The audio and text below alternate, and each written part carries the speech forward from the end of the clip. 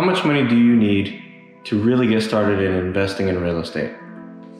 Well, the truth is you don't need a lot of money. I mean, yes, money is great if you have it. If you don't have a lot of money, kind of sucks. You're hindered in your ability to buy properties, but I can tell you, you don't need as much as you think. Traditional way, you would need at least like $25,000 down in order to buy any type of property. And if it's an investment property, you're looking at having to invest even more money. But with a little bit of creativity, you can pick up a property for just pennies on the dollar and just with a couple $1,000. I'll give you a great example. Some of my followers, you guys have already seen this property a few times. I've had it for a while. Unfortunately, it always takes a back burner just because I have so many other projects and stuff going on. But this place right here, I acquired this property with only $4,000, and that's including the closing costs. That's including everything that it took to take ownership of this property. Now, it does have a mortgage attached to it, but I bought the house subject to the existing mortgage, which number one, didn't take me to qualify with my own credit because my credit sucks due to student loans. Number two, it didn't take any type of qualification from the bank. They didn't have to vet me. There was no long process, and I just didn't have to go through all the headaches. The owner who owned the house, she still carries the mortgage in her name, but I own the deed to the property.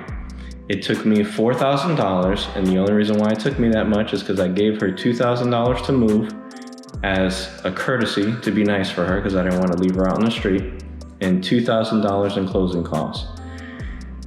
And man, has this been a heck of a project. It looks pretty good so far. I mean, I'm always trying to work on it as much as possible. I just, I can never make it down here. This is like kind of far from my house, but hey, the mortgage on this thing is $690 a month. And that's with taxes and insurance included. And it is an enormous house. This place is 2,700 square feet. It is an absolute monster. But, we have been able to do some stuff to it. It's got some new flooring throughout the whole house. And there you go. So you guys can check that out. And, we were able to refinish the hardwoods. We went with a dark stain just because the flooring was pretty beat up. It had a lot of, stains to it. It was really dark. And, we wanted it to look a lot better. And I mean, the stain, it looks great for, what it is. It took me some time to work on it, but hey, like everything, this took a lot of sweat equity.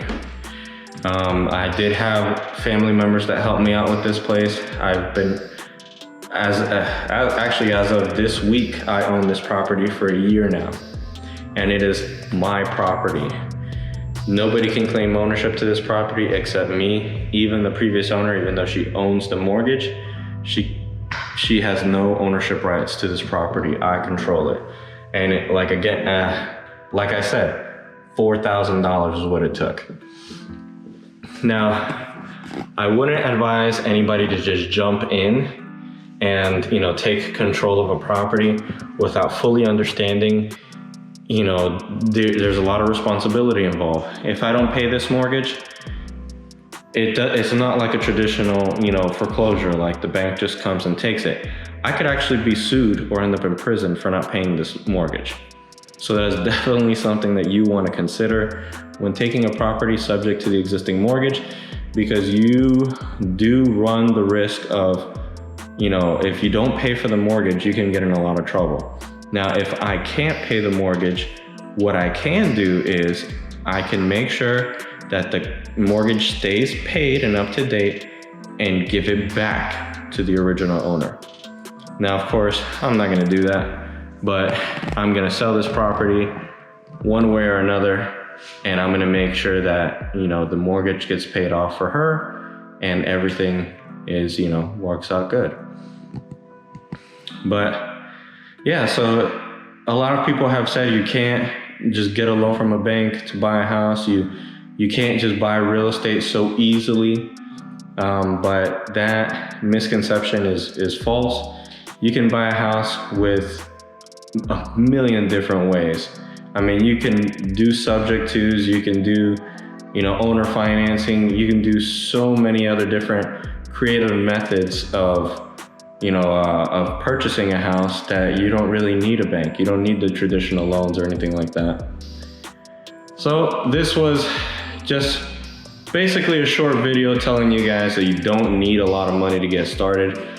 I don't want you to think that, any of these methods are cut out for everybody. You do have to have some type of money, obviously, to pay the mortgage and to make sure that you can put some money into the property. This property did take a lot of money to bring it up to where it's at right now. This house was hideous. I'm gonna post some pictures on what it looked like beforehand, but we were able to put new flooring, we painted, we did a lot of minor stuff. We didn't update any of the bathrooms, but this project total was, I think it was about $25,000.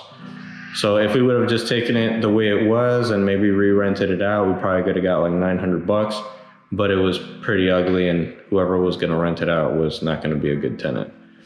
So thanks for watching, guys. If you're watching this on Instagram, shoot me a like, as well as if you're watching this on YouTube, like, subscribe, and hit the notification icon. That way you can be notified of more videos when I drop them.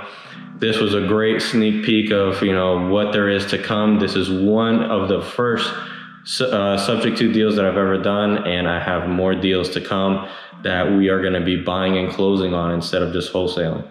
So take it easy, guys, and I hope you're closing some deals, and if you're not, hope you're getting very close to closing. So keep it going, and I'll catch you guys later.